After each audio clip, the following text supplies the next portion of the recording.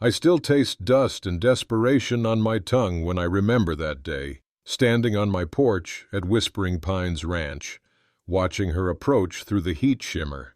She rode like someone unaccustomed to the saddle, her once fine dress now travel-stained, but her spine remained straight as a rifle barrel.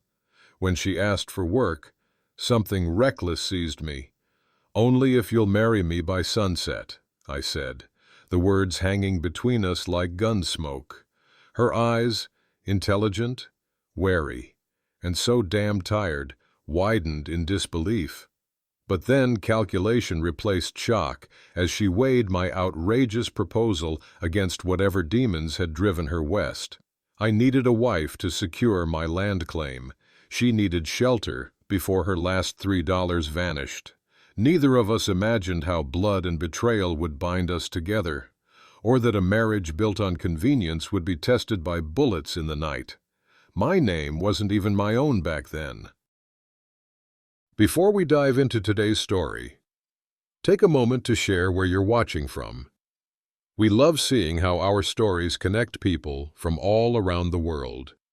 The blazing New Mexico sun hung low in the sky as I, Ezra Hope, gripped the porch railing of Whispering Pines Ranch and squinted at the approaching figure. Visitors were rare in this desolate stretch of territory, especially lone women. The ranch sat nestled in the shadow of the Sangre de Cristo Mountains, isolated but proud, like me, I suppose. My father had started building this place before heading east to fight for the Union. I'd finished it after returning with a permanent limp and memories I'd rather forget. "Rider coming," called Caleb, my foreman. At 52, he'd been with this land longer than I had, serving my father before me. "I see her," I replied, reaching instinctively to check my revolver. As she drew closer, details emerged. Her dress was once fine, but now travel-stained. She sat her borrowed mare with the awkward dignity of someone unaccustomed to riding. An Easterner, clearly. She pulled up at our gate, and I descended to meet her, up close. Her exhaustion was even more apparent, dark circles under intelligent hazel eyes, face sunburned and wind-chapped, yet there was something striking about her features, a quiet dignity that caught me off guard. "This is private property," I called, keeping my tone neutral. She straightened her spine. "I'm looking for work, sir. In town. They said Whispering Pines might be hiring." "What's your name?" "Sarah Bennett," she replied, extending a gloved hand as if we were meeting at some Boston social function rather than in my dusty yard. I took it briefly. "Ezra Hope. I own this ranch." I studied her more carefully. "What kind of work are you looking for, Miss Bennett?" "We don't typically employ ladies here. I can cook, clean, keep books," she said, her voice steady despite her obvious fatigue. "I'm a quick learner, Mr. Hope." Something in her determination reminded me of myself when I first returned from the war.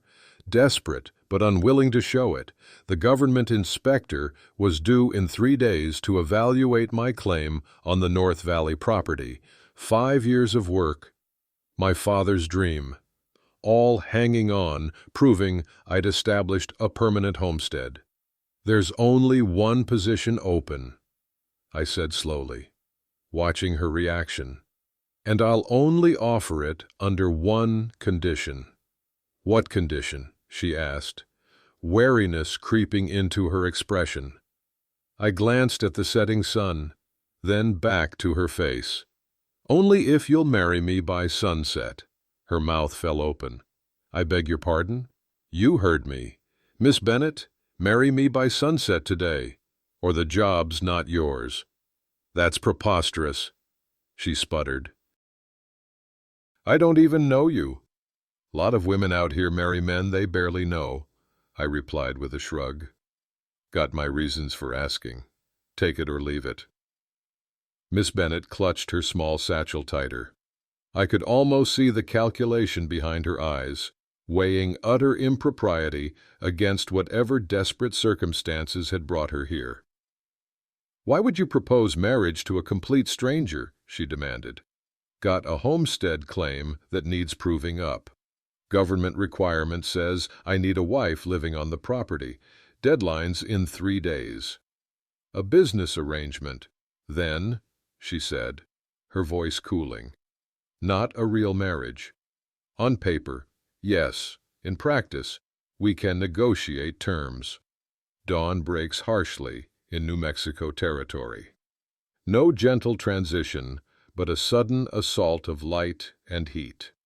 I was already at my desk when I heard movement in the room down the hall, my new wife stirring after her first night at Whispering Pines. I glanced down at the ledgers before me, numbers swimming as I recalled our awkward arrival last night.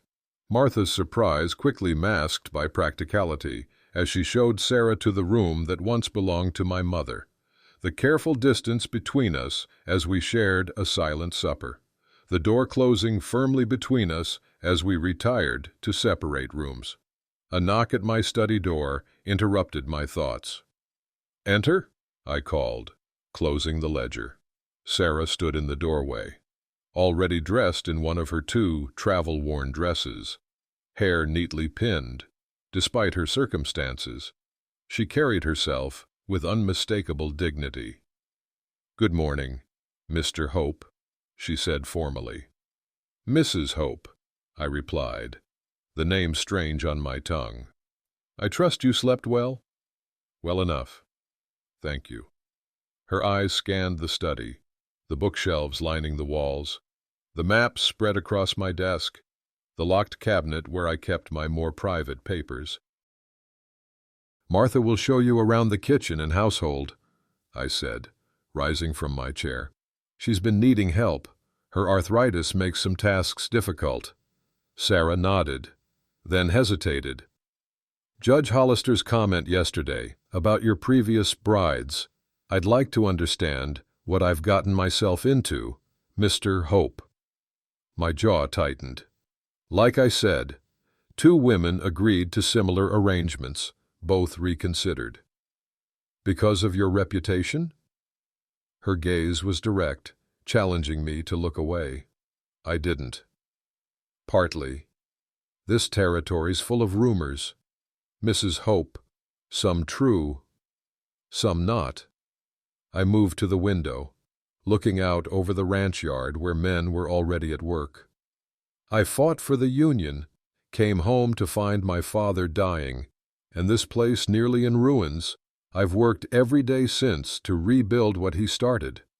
And the North Valley claim, the one that required such urgent matrimony?" I turned back to her, studying her face. "My father's dream. The best grazing land in the territory with reliable water access. He tried to claim it 20 years ago, but failed. I won't make the same mistake." Before she could ask more questions, Martha appeared in the doorway behind her. "There you are, Mrs. Hope. Breakfast needs tending, and I could use an extra pair of hands." By mid-morning, I found Sarah in the kitchen with Martha. The older woman was showing her how to make tortillas, their hands working side by side, age-spotted brown hands guiding younger white ones through the motions. "Mrs. Hope," I said, interrupting their work, "I need to ride out to the North Valley site this afternoon. You should come along. See the property we'll be proving up." "Of course, Mr. Hope. What time will we leave?" "After the midday meal. Wear something practical if you have it. It's rough country." At the appointed time, Sarah appeared wearing Martha's adapted riding skirt and a simple blouse. The clothing transformed her somehow, less the desperate Eastern lady, more a woman ready to face frontier challenges. 3 days into our hasty marriage, and I'm beginning to wonder if I've made a grave miscalculation. Not because Sarah is difficult, quite the opposite. She's adapted to ranch life with surprising quickness. working alongside Martha in the kitchen, establishing routines, even befriending the ranch hand's children who stare wide-eyed at her refined accent and manners. No, my unease stems from how quickly she's looking beneath the surface of Whispering Pines. I've caught her studying the old maps in my study when she thinks I'm occupied elsewhere. Yesterday, I found her in conversation with Caleb about the history of local land claims. This morning, she volunteered to ride into town for supplies, an innocuous request that nonetheless sets my teeth on edge. "She has a right to know, boss," Caleb says as we watch her ride out. Martha's old hat shading her face from the punishing sun, especially with Drake sniffing around again. Sarah returns from town later than expected, her expression troubled as she dismounts in the yard. I step out from the barn, where I've been pretending to inventory supplies while watching for her return. "Find what you needed in town?" I ask, taking the reins of her mare. "Yes, thank you." She hesitates. "I ran into someone interesting, a Mr. Vernon Drake." The name sends a chill through me, despite the afternoon heat. "Drake approached you?" She nods, studying my reaction. "At the general store. He seemed quite interested to learn I was your wife." "What did he say to you?" I demand, my tone sharper than intended. "He asked how I was finding married life at Whispering Pines," she says carefully. "Mentioned that he hadn't realized you were looking for a wife. Seemed overly interested in our arrangement." "Stay away from Drake," I say flatly. "The man's not to be trusted." "So I gathered," Sarah replies, "particularly when he mentioned something about a fire and interesting timing, something about the North Valley cabin your father built." My hand tightens on the reins until the leather creaks. "Drake needs to mind his own affairs. He also mentioned a family called Mendoza." She continues, watching me closely. "Said something about history repeating itself." The blood rushes in my ears. Drake wouldn't dare, yet apparently he would, approaching my wife of 3 days with insinuations and half-truths. "Mr. Hope," Sarah says, her voice softer now, "I think it's time for that honesty you promised before the government inspector arrives tomorrow." I look around the yard, aware of curious eyes watching our exchange. My study. After supper. That night, Sarah confronts me with what she's discovered in my father's journals. The truth about the Mendoza family who lived in the North Valley for generations before being forced out. Before I can respond fully, gunshots interrupt us. Drake's men circle our yard, shooting in the air, scaring off horses needed to complete the cabin. Message from Mr. Drake. Hope. As we search for the scattered horses, I finally reveal my true name, Michael Lockwood, and why I changed it after testifying against a corrupt commanding officer during the war. Sarah listens without judgment, asking questions that reveal her quick understanding of how my past connects to our present danger. At the North Valley cabin, we discover a threat carved into the support beam. History repeats. Fire comes again. We decide to guard the cabin through the night, and Sarah surprises me with her calm resolve in the face of danger. Dawn breaks with no further incidents. The eastern sky blooming pink and gold over the valley. I've barely slept, dividing my night between standing watch and staring at the ceiling, mind racing with preparations for the inspector's visit. When I step outside, I find the men already at work on the roof, determined to complete it before noon when the inspector is due. Sarah emerges from the cabin shortly after, her hair neatly pinned despite our rough accommodations. Dark circles under her eyes, the only sign of our disrupted night. Martha has somehow produced coffee and biscuits from our limited supplies, and the smell draws everyone to the fire pit outside the cabin. Any sign of Drake or his men? Sarah asks, accepting a tin cup from Martha. Nothing, I reply. But they've made their point. We'll need to maintain a watch even after the inspector leaves. She nods, sipping her coffee thoughtfully. Do you think he was telling the truth? About having influence with the inspector? Drake exaggerates, but he doesn't usually lie outright, I admit. Inspector Simmons has been in this territory for 15 years, plenty of time to develop relationships. Then we need to be better prepared, Sarah says decisively. If the inspection will be more thorough than expected, we should anticipate the questions, have answers ready. Her practical approach steadies me.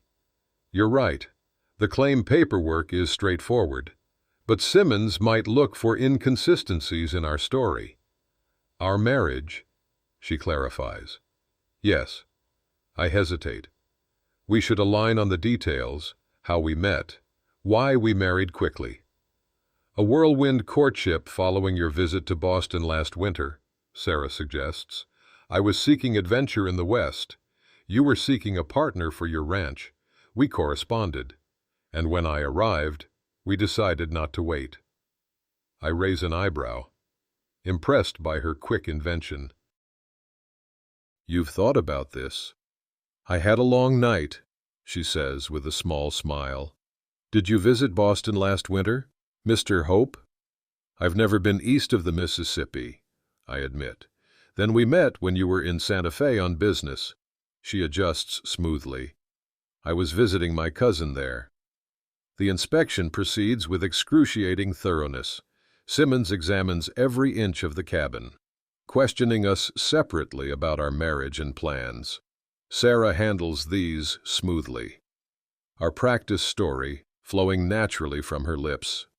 To my relief, Simmons finally departs, satisfied with what he's seen. 3 days later, Sarah returns from town with troubling news. Drake has filed a formal complaint alleging I bribed the inspector and that our marriage is a sham arranged solely to strengthen my claim. Worse, he's produced someone claiming to be Miguel Mendoza, rightful heir to the North Valley through the original Spanish land grant. That night, Sarah visits my room with a discovery: Drake's competing claim filing. She also reveals her own painful past. Her father was a Boston banker who embezzled funds and committed suicide, leaving her penniless and disgraced. I understand something about reinvention.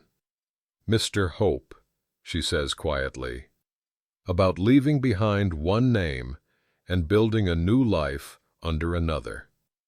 For the first time, I invite her to call me Michael when we're alone, a small but significant step toward genuine trust. The North Valley shimmers under the summer heat. The cabin, a solid rectangle of shadow against the endless blue sky. For 2 weeks, Sarah and I have maintained our residence here, dividing our time between improvements to the property and strategic visits to town to counter Drake's rumors. "Ryder coming?" Sarah calls from the porch where she's been shelling peas. Despite everything, she's adapted to frontier life with remarkable grace, her hands now calloused from work, her skin tanned by the sun. I straighten from the fence post I've been setting, squinting against the glare. One of ours? Caleb, I think. As he draws closer, the slump of his shoulders signals trouble. I meet him at the corral, taking the reins of his exhausted horse. "What's happened?" I demand without preamble.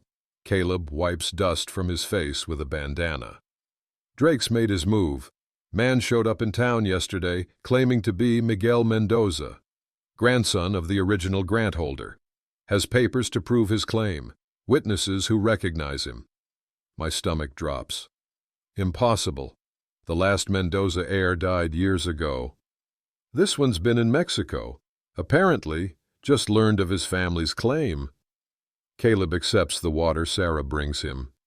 He's filed a formal challenge with the land office, and he's signed over his rights to Drake. Sarah agrees to ride to town to investigate the documents, with Caleb as escort. When darkness falls with no sign of their return, dread gnaws at me. Finally, Caleb arrives alone, blood streaming from a gash on his forehead. "Drake's men took her," he gasps. "Ambushed us on the road back." I gather trusted men and create a plan to rescue Sarah from Drake's ranch. We set a fire as diversion, then infiltrate the house. Through a closed door, I hear Sarah's voice, tight with anger but unharmed.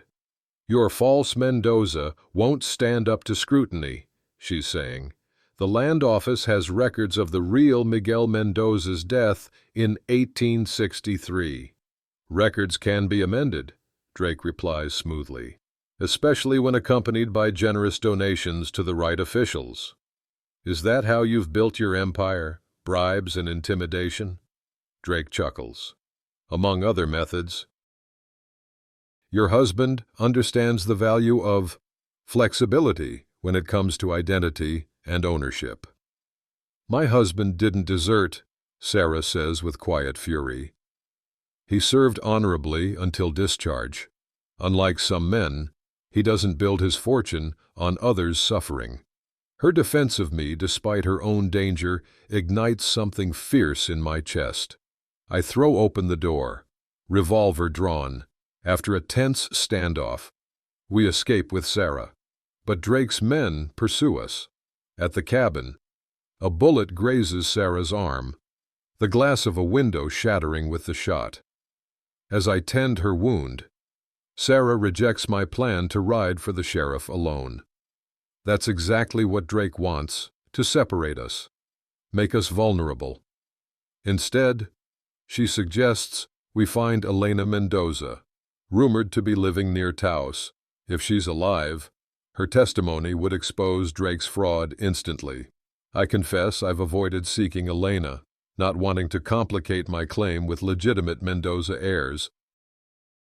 Sarah's steady gaze makes me reconsider my priorities. Justice matters more than simply winning. Together, then, I agree. But we'll need a diversion to get past Drake's men. The journey to Taos tests us in ways I couldn't have anticipated. Sarah's wound, though not life-threatening, causes her significant pain as we ride.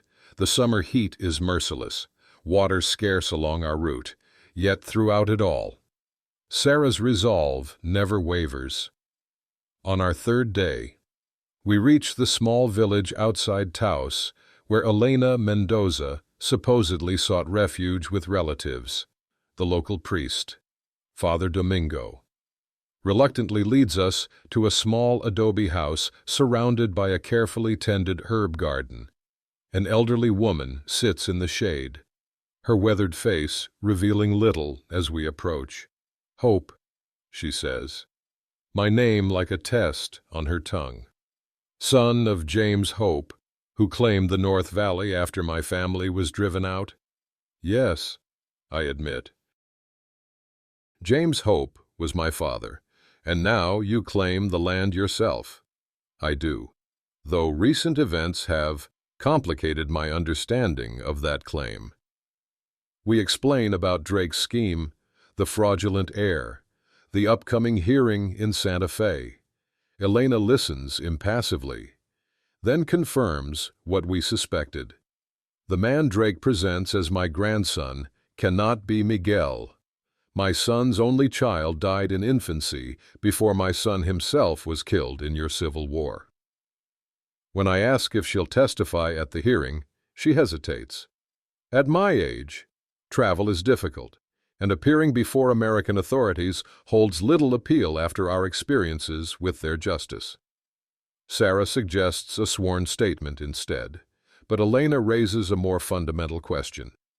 What happens to the land afterward? What justice looks like after so many years? I understand her meaning immediately. Elena won't help us defeat Drake, only to have me claim the land she still considers rightfully hers. What would justice look like to you? Senora Mendoza, I ask carefully. Recognition, she replies without hesitation. Acknowledgement that the land was ours by right, taken through corruption and violence, and some restoration, not all the land perhaps, but the sacred places, the spring, the burial ground of my ancestors. I glance at Sarah, finding her watching me intently, the question clear in her eyes. What kind of man are you? Truly, in that small adobe house.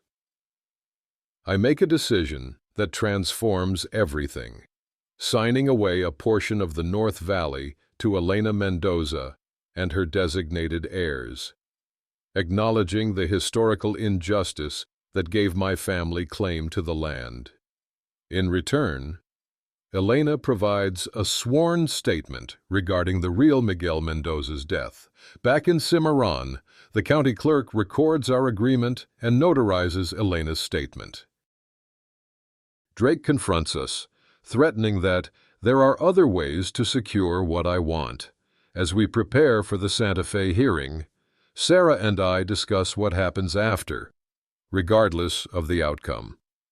I propose that we take the time to discover what we might build together beyond the demands of the claim, I tell her. Not as a business arrangement, but as a real marriage, she suggests quietly. In answer, she leans forward and kisses me, brief but unmistakable in its meaning. That, she says softly as she straightens, is a yes, Michael. 5 years pass, with the speed that only contentment can bring. The North Valley homestead has flourished into a proper ranch. The government has officially granted us title to the land, the portion not designated for the Mendoza family trust that Elena established before her peaceful passing 2 years ago. Drake, true to Sarah's prediction, proved most dangerous immediately after his defeat. There were incidents, cattle mysteriously slaughtered, a storage shed burned, veiled threats in town. But as his business interests suffered from overextension and poor investments, his focus on personal vengeance diminished. Last year, he sold his New Mexico holdings and returned to Texas, a broken man. Sarah and I have a son named Thomas, 4 years old, and already showing his mother's intelligence and his father's stubborn determination. She's expecting our second child in the autumn, a daughter, she insists, though I tease her about her certainty. The most significant change, however, isn't in our external circumstances, but in myself. Last year, I officially changed my name to Michael Lockwood Hope. Embracing both my past and present, the dual name represents the integration I've finally achieved, acknowledgement of who I was and who I've become.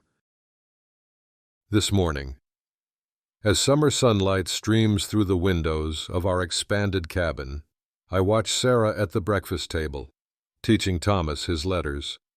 My chest tightens with a familiar feeling, gratitude for this life we've built from the most unlikely beginning. Pablo Ortiz, Elena's grandson by marriage and trustee for her portion of the land, joins us to discuss improvements to our shared irrigation system. Elena would be pleased, I tell him as we ride the property line together, to see the land thriving again under shared care. Pablo nods thoughtfully. She told me once, before she died, that the curse was lifted when you acknowledged the past injustice, that the land could heal once truth was spoken. That evening, Martha hosts a celebration dinner at the main ranch house, marking the official posting of our land grant in town. Everyone gathers, Pablo and Maria's family, Caleb and the ranch hands, even Judge Hollister, who performed our hasty wedding. To shared land and shared purpose, Pablo toasts, raising his coffee cup. Here, here, Judge Hollister agrees. Not many land disputes end with both parties satisfied. fewer still with them breaking bread together. It wasn't always smooth, I acknowledge, thinking of the early resistance from some community members. But the right path rarely is. Worth every difficult step, though, Sarah adds, her hand finding mine under the table. Later, as we walk toward our waiting wagon, I reflect on our journey, from a desperate proposal to a marriage of convenience, from calculated arrangement to genuine partnership, from partners to family. Under the vast New Mexico sky, with my family beside me and the future stretching before us, I silently thank whatever fate brought Sarah Bennett to my gate that day, asking for work, receiving an outrageous proposal, and ultimately building a life neither of us could have imagined. In the end, she asked me for a job, and I said, "Only if you'll marry me by sunset." But what began as desperation has flowered into something rare and precious, a love as vast and enduring as the western sky. A home built not just of timber and stone, but of shared dreams and joined hearts. In the vast landscape of human connection, sometimes the most profound journeys begin with practical necessity rather than romantic intention. This tale reminds us that true partnerships are forged in the crucible of shared struggle, mutual respect, and the courage to face uncomfortable truths. The land remembers not just injustice, but also attempts at healing. It witnesses our capacity to evolve beyond self-interest toward stewardship and reconciliation. Perhaps there's wisdom in recognizing that lasting bonds rarely follow conventional paths. The arrangements we make for survival can, with time and trust, transform into the very foundations upon which we build our most meaningful lives. Historical wounds don't heal through denial, but through acknowledgement and honest reckoning. In the end, the measure of our character lies not in avoiding difficult choices, but in facing them with integrity. The hardest terrain often yields the most rewarding views, and what begins as compromise may blossom into commitment that withstands the harshest seasons. Thank you for journeying with us through this story of unexpected love and redemption. If it touched your heart or sparked reflection, please share your thoughts in the comments below. Don't forget to subscribe for more tales that explore the complexity of human connection, and follow our channel for weekly stories that remind us how the most unlikely beginnings sometimes lead to the most beautiful destinations.